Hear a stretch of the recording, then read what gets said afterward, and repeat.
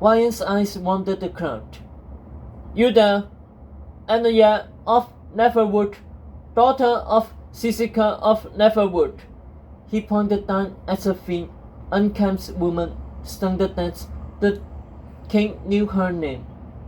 For 30 years, you have slaved at your kingdom's stables, waking before dawn to groom horses for Neverwood's witch queen. Horses you have loved and wasted to ride in battle. Yes, no pen tells your story. No one knows about what you have sacrificed, who you have loved, or what lessons you might suffer. Lessons more worthy than my puffed up princess, the Saurian might choose.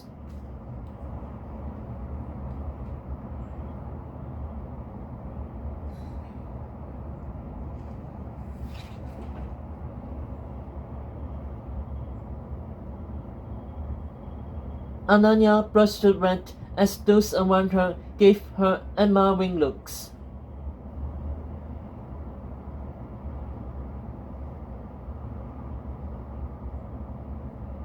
And you there, what about you? Said Ryan, pointing at a muscular man fronted by 3 teenage boys with shaved heads.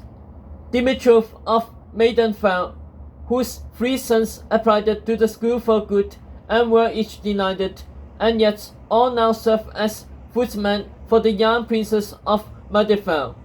Day after day, you work to the bone, even though deep in your hearts you know these princes are no better than you, even though you know that you deserve an equal chance at glory. Must you too die without your stories told? Must all of you die so ignored and forgotten?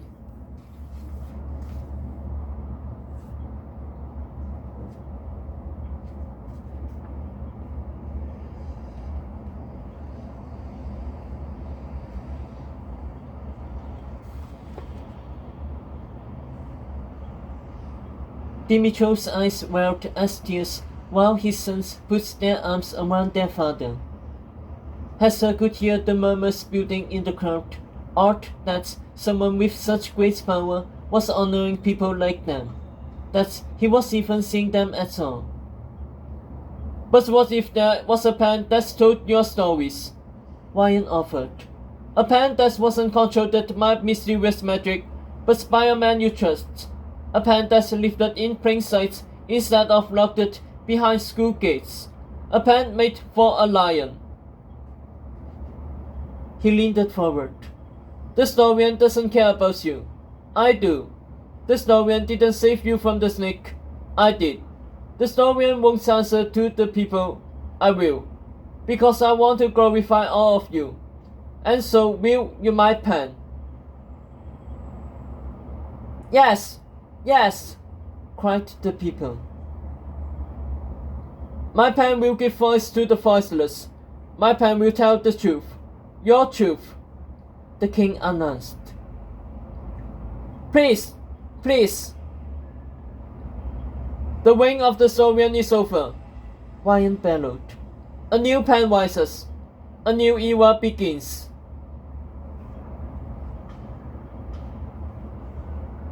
Uncle, Hester and the crew watched it as the silver of the snake's gold suit peeled off and floated over the balcony wall, out of view of the crowd.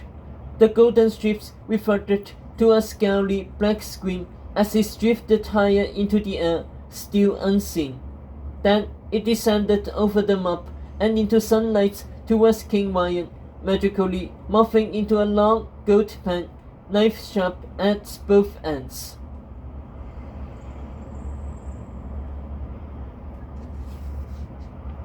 The people gazed at it and thought.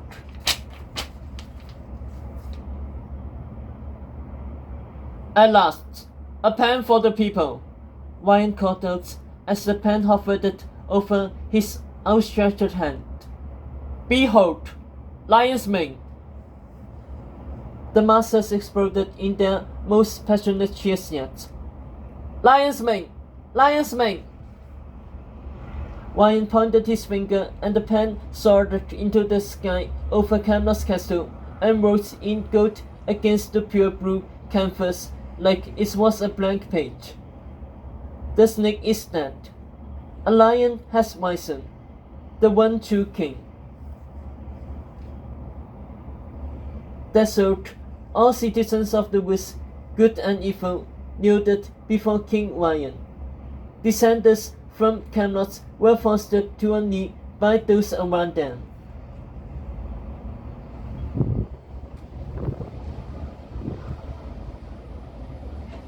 The king raised his arms. No more once upon a time. The time is now. I want to hear your stories. And my men and I will seek them out, so that this day my pen can write the real news of the woods.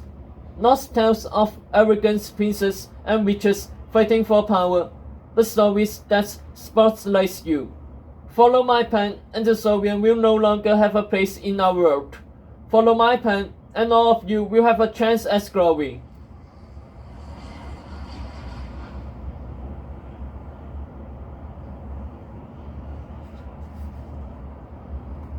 The whole of the woods roared as Lion's mane ascended into the sky over Camelot, sparkling like a beacon.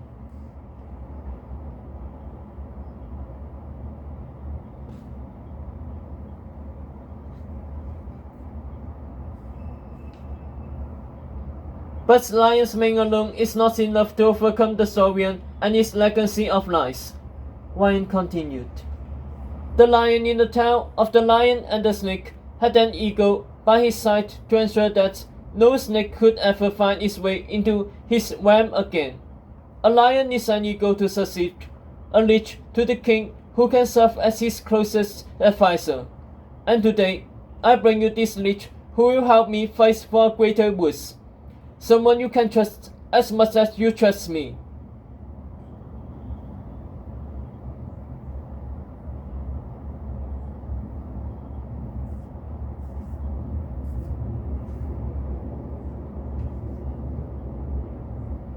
The crowd hushed in expectation. From inside the balcony, the snake started to move towards the stage, his green mask still in place, his back to Hester to the crew. But just before he moved past an obscuring wall and into the field of the mob, the screams that made up the snake's mask dispersed into the air, flying out of sight. I present to you my eagle and the leech to your king, Ryan proclaimed. Sir Japath.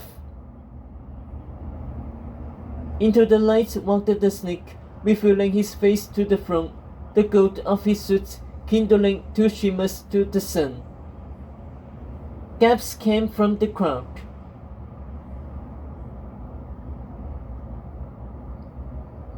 In that old, obsolete school, two dressed like us worked over a pen. Two of the same blood who were at a war with each other, good and evil. The king heralded, holding Japath close beneath Lion's mane. Now two of the same blood rule for a new pen. Not for good, not for evil, but for the people. The crowd erupted, singing the new leaf's name. Japath! Japath! Japath! That's when the snake turned and looked away into Hester's projection, revealing his face to the imprisoned crew, as if he knew they were watching him.